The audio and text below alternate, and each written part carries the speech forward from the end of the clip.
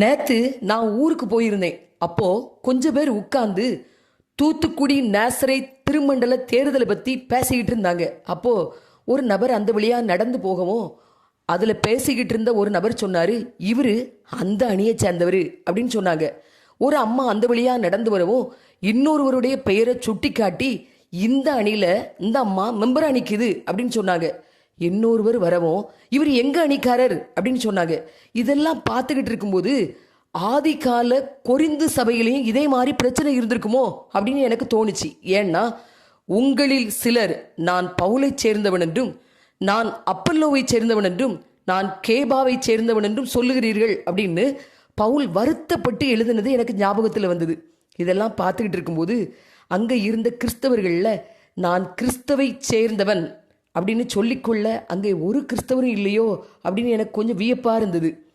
எல்லாரும் பேசிக்கிட்டு இருக்கும்போது அங்கே வேற்று மதத்தை சேர்ந்த ஒரு நபர் அங்கே நின்றுட்டு இருந்தார். அவர் சொன்னார், எல்லாரும் மனுஷனாக இருந்தோம், எப்போ மதத்தில் போய் சேர்ந்தோமோ அன்னைக்கே மனிதத்தை இழந்துட்டோம், அன்பையும் இழந்துட்டோம் அப்படின்னு சொன்னார்.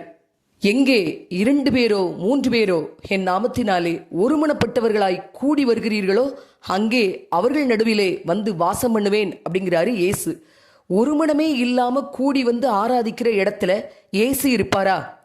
நீங்கள் ஒருவரில் ஒருவர் அன்பாயிருந்தால் என்னுடைய சீசர்கள் என்று எல்லோரும் அறிந்து கொள்வார்கள் அப்படின்னு இயேசு சொல்லி இருக்க, நாமெல்லாம் அணி என்று அறியப்படுகிறோமே, சீசர்கள் என்று எப்பொழுது அறியப்படுவோம்? ஒருவனை உங்கள் மார்க்கத்தான் ஆக்கும்படி சமுத்திரத்தையும் பூமியையும் சுற்றித் திரிகிறீர்கள், அவன் உங்கள் மார்க்கத்தான் ஆன பின்போ அவனை இரட்டிப்பாய் நரகத்தின் மகனாக்குகிறீர்கள் என்று அன்றே இயேசு சொன்னார். நீங்கள் ஒருவரோடொருவர் வழக்காடுகிறது எவ்விதத்திலும் குற்றமாயிருக்கிறது. அப்படி செய்கிறதை விட நீங்கள் ஏன் அநியாயத்தை சகித்து கொள்ளக்கூடாது என்று பவுல் நம்மை பார்த்து கேட்கிறார். எல்லோரும் மாற்றத்துக்கு ஆசைப்படுகிறோம். நாம் இயேசுவைப் போல மாறாதவரை சபையில் மாற்றம் என்பது ஏமாற்றமே.